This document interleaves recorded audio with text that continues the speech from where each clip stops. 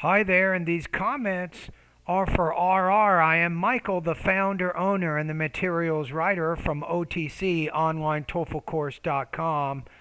And let's see what we got going on. You're doing some more speaking practice, right? Okay, here are the integrated speaking rubrics. Let's look at the email. Say, hey, Michael, how are you? Please listen to evaluate score and provide feedback on my 12th academic listening speaking practice test. Here's a video with the task marked at the exact time. Okay, so I'm now going to listen to your practice test. Now, a lot of people at YouTube are saying, hey, how do I get feedback like this? Well, there's a few choices, right?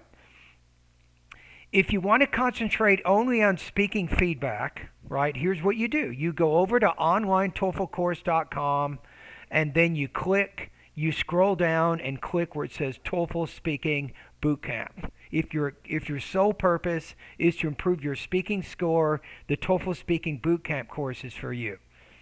Right? Now, in other situations, if you're not sure about what course plan is best for you, based on your current TOEFL score, and based on your reading, listening, speaking, and writing subtotal scores, you can go to OnlineTOEFLCourse.com, click on the tab that says Course Plans. Then you can choose the course plan based on your specific needs. That's how you do all of those things. And Rodrigo, he will tell you, he's one of my students in my online TOEFL course. I think he's in my 3-month course. Rodrigo has already completed 50 independent writing practice tests.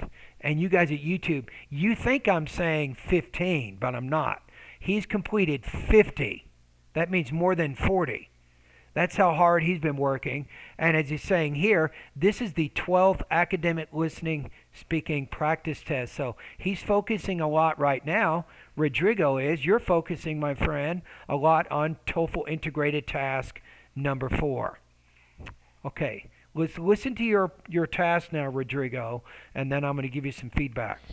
In the lecture, the professor talks about the demand for a product, which means how much money people are expecting to pay for a specific product, and provides 2 examples to further illustrate this idea.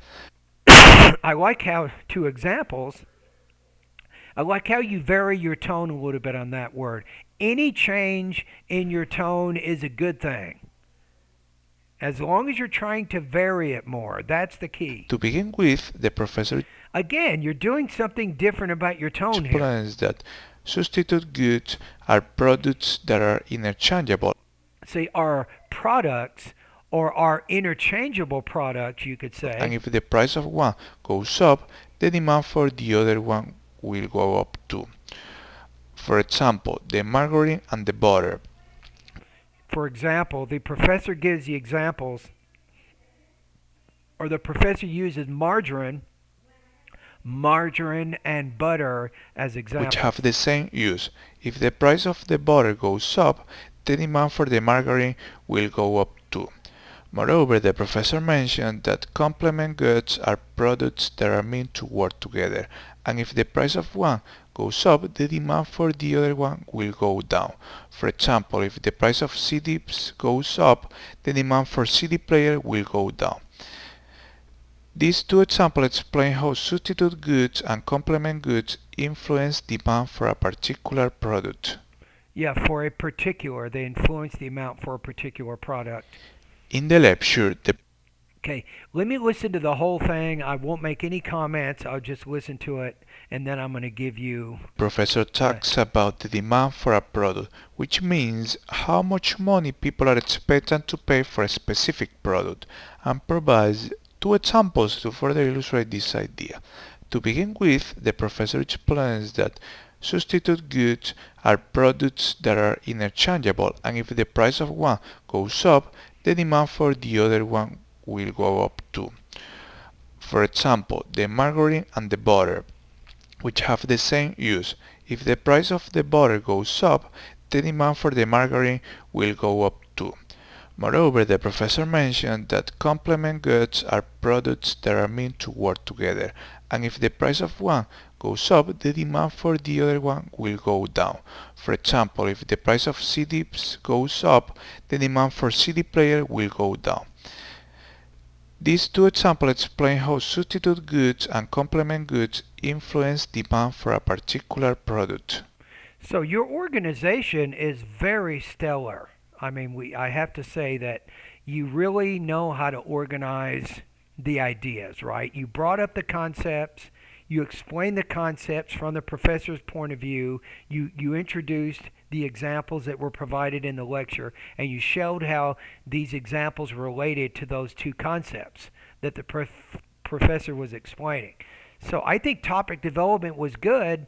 Language use was good for the most part. You remember when you brought up margarine and butter? It was a little awkward that beginning, how you kind of introduced those two things. Right, so that would be a language use issue. Your speech is generally clear, but there are difficulties with certain parts of your speech.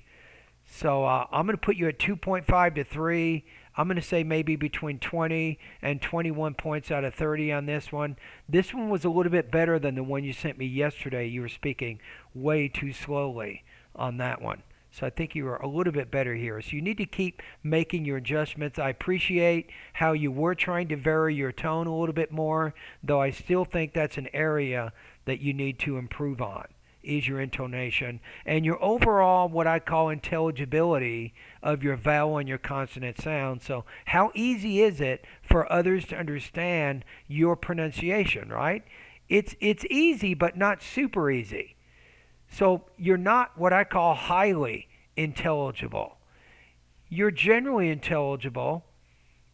I think you kind of have aspects of characteristics of 2 and 3 when it comes to your delivery. That's why I'm kind of split. I'm putting you maybe 20, 21 points, I think, on the speaking right now. All right. Thank you for doing this practice.